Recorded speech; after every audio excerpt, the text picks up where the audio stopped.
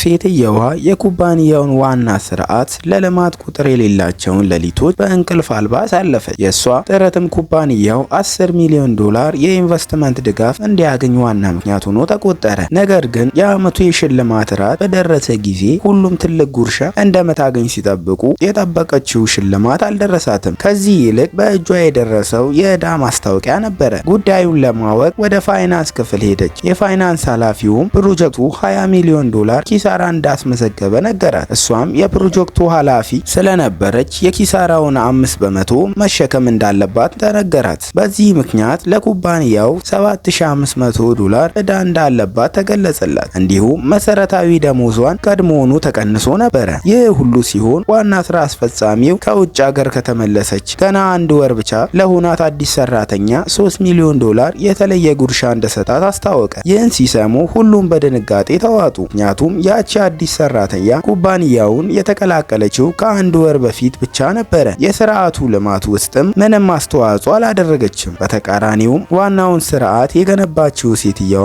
ዕዳ ተጭኖባት ቀረች። በቁጣ የደሞዝ ዝርዝሯን በኩባንያው የቡድን ውይይት ላይ አጋረች። ሰራተኞቹም በሙሉ ከጎኗ ቆሙ። ነገር ግን ዋና ስራ አስፈጻሚው የደሞዝ ደረጃ መረጃ ማውጣቷን በመውቀስ ለአዲሷ ሰራተኛ የተሰጠውን ጉርሻም ፍትሃዊ እንደሆነ አጸና። ይህ ሴትየዋን እጅግ አሳዘናት። ከዚያም ዕዳዋን ወዲያውኑ ከፍላ ከእንግዲህ በኋላ ለፕሮጀክቱ ምንም ኃላፊነት እንደማትወስድ በግልጽ አሳወቀች። ከዚያም በሰዓቷ ከስራ ወጣች። በማግስቱ ግን የኩባንያው ስርዓት በድንገት ተበላሸ። ሁሉም በፍጥነት እሷን ለመጥራት ቸኮሉ። ምክንያቱም የሙሉ ስርዓቱን አርክቴክቸር የነደፈውን እሷ ብቻ ነበረች። ነገር ግን ሴትየዋ በቀዝቃዛ ድምፅ ከእንግዲህ ጀምሮ ስርዓቱን የምታስተዳድረው $3 ሚሊዮን ጉርሻ የተቀበለችው ሰው ናት። ችግሩንም እሷ ተፍተው ብላ መለሰች።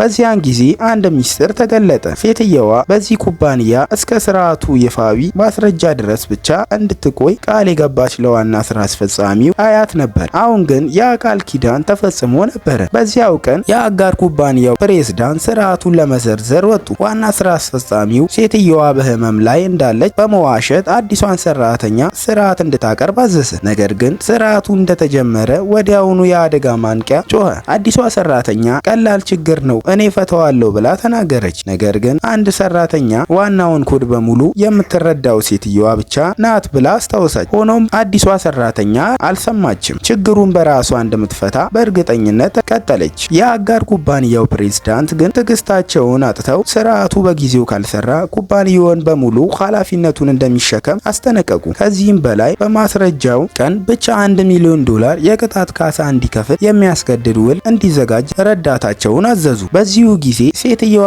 የተሰጣትን መደበኛ ስራ ብቻ እየሰራች የቀረውን ጊዜዋን በእረፍት ሳሳልፍ ነበረ። አዲሷ ሰራተኛ በማስጨነቅ ዓላማ ወደ መጋዘን ክፍል መደበቻት። ነገር ግን እሷ ምንም ግድ አላላትም። ስርዓቱ ከመጀመሩ 1 ቀን በፊት ዋና ስራ አስፈጻሚው በቁጣ ከኩባንያው ምንም አስተዋጽኦ አላደረግሽም ብሎ ገሰጻት።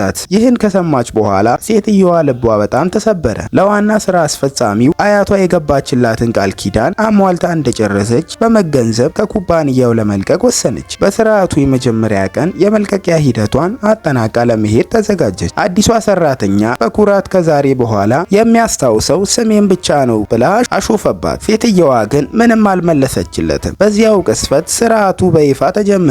ዋና ስራ አስፈጻሚውና አዲሷ ሰራተኛ ለማክበር ሲዘጋጁ በድንገት የአደጋ ማስጠንቀቂያው እንደገና ጮኸ።